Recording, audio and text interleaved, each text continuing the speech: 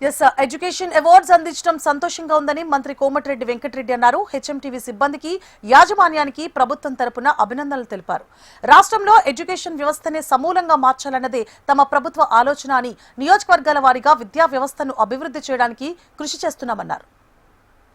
ఈరోజు ఎంతో busy schedule ఉన్న పెద్దలు హనుమంతరావు గారు ఒక మంచి కార్యక్రమం తీసుకొని కొన్ని స్కూల్స్ సెలెక్ట్ చేసుకొని స్టేట్ వైడ్ తెలంగాణలో వాళ్ళందరినీ కూడా ఫెలిసిటేషన్ చేస్తూ దాదాపు 15 మందిని ఫెలిసిటేషన్ చేస్తూ ఒక ఎంకరేజ్మెంట్ తో పాటు ఇంకా అవేర్నెస్ కల్పించాలి, ఇంకా ఎడ్యుకేషన్ ఎట్లా మనం ఇంప్రూవ్ చేయాలని చెప్పి వారి ప్రోగ్రామ్ పెట్టిన ముందుగా హెచ్ఎంటీవీ వారిని హనుమంతరావు గారితో పాటు వాళ్ళ టోటల్ స్టాఫ్ ని కూడా నా తరఫున స్టేట్ గవర్నమెంట్ తరఫున మా ముఖ్యమంత్రి గారి తరఫున అభినందిస్తూ మా ప్రభుత్వం కూడా మీ ఆలోచన మీ అందరికీ తెలుసు.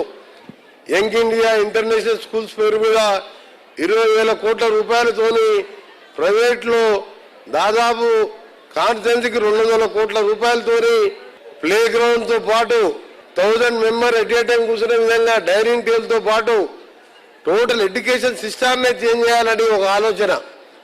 దాంతో పాటు రీసెంట్ గా మొన్న బడ్జెట్ లో ప్రతి కాన్స్టిట్యున్సీలో ఒక పబ్లిక్ స్కూల్ పెట్టాలని అది ఒక 15 కోట్ల రూపాయలతోని పబ్లిక్ స్కూల్ పెట్టుకుంటూ ఫస్ట్ క్లాస్ నుంచి 12th వరకు అక్కడే ఉండే విధంగా, దట్ ఈజ్ నాట్ రెసిడెన్షియల్. ఇంతకుముందు చెప్పిన యంగ్ ఇండియా ఏమో రెసిడెన్షియల్ కమ్ బోర్డింగ్ స్కూల్. అది ఇక్కడ పబ్లిక్ స్కూల్ ఏంటంటే మోడల్ స్కూల్ పబ్లిక్ స్కూల్ పెట్టి బస్సెస్ కూడా గవర్నమెంట్ పరంగా తీసుకొచ్చి గవర్నమెంట్ లో టీచర్స్ ని ఇంకా రిక్రూట్ చేసి ఒక పబ్లిక్ స్కూల్ మోడల్ ఎడ్యుకేషన్ ని, ఎందుకంటే చిన్నప్పటికెళ్ళే ఒక ఫౌండేషన్ బాగున్నప్పుడే ఆ పిల్లవాడు ఇంకా కూడా ఈజీగా ఫ్యూచర్లో ఇప్పుడున్న కాంపిటేటివ్ దాంట్లో రాణించగలుగుతారని చెప్పి ఎడ్యుకేషన్ మీద దాదాపు 26,000 కోట్ల బడ్జెట్ పెట్టి దాన్ని ఇప్పుడు రేపు అప్రూవ్ చేసుకోబోతున్నాం.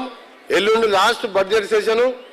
ఇప్పుడు కూడా మాకు ఇంకా స్కూల్ అంటే మా స్కూల్ నడుస్తున్నది, అసెంబ్లీ నడుస్తున్నది. మధ్యలోకి వెళ్ళి హనుమంతరావు గారు హెచ్ఎంటీవీ గారు మాట కాదనలేక మధ్యలో ఇంపార్టెంట్ ప్రోగ్రాం కాబట్టి రావడం జరిగింది.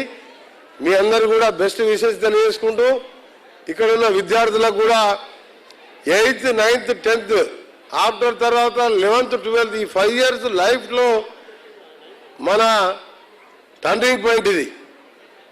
రేపు ఫ్యూచర్లో నువ్వు సెటిల్ అయ్యి నువ్వు మీ కన్నా తల్లిదండ్రులకు కానీ మీ గ్రామానికి మీ డిస్టిక్ మన స్టేట్కి పేరు రావాలంటే ఈ 5 years లో ఒక ఆలోచనతో ముందుకు పోయి ఒక గోల్ పెట్టుకొని చదువుకునే విధంగా ముందుకు పోవాలని ఇప్పుడే హెచ్ఎంటీ వాళ్ళు చెప్పాను, సోషల్ మీడియాకు దూరంగా ఉండాలని.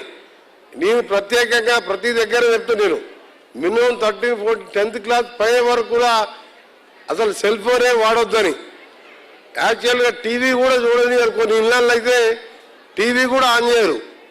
పిల్లలు ఉన్నప్పుడు టీవీ పెట్టద్దు, టీవీ పెట్టడం కూడా వేస్ట్. అందుకని సోషల్ మీడియాకు దూరంగా ఉంటూ నేను ఇంతకుముందు కట్టించిన కోమటిరెడ్డి ప్రతి స్కూల్ చెప్పాను, అక్కడ యాంకర్ లేదు కాబట్టి మీకు ఏం చెప్పలే.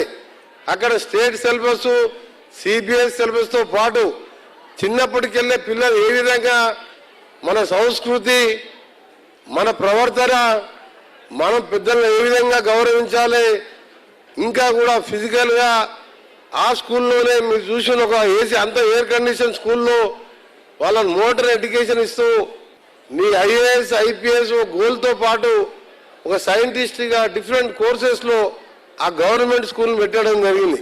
అది 80 years ఓల్డ్ గవర్నమెంట్ స్కూల్. అది ఆ రెంటెడ్ బిల్డింగ్లో ఉంటే వాళ్ళు ఖాళీ చేపిస్తే దాని కొత్త ప్లేస్ తీసుకొని కట్టించి ఈరోజు దాదాపు 300 నుంచి 600 స్ట్రెంత్ పెంచితే ఒక 5,000 అప్లికేషన్లు వచ్చిన ఆ స్కూల్లో అడ్మిషన్ కావాలని.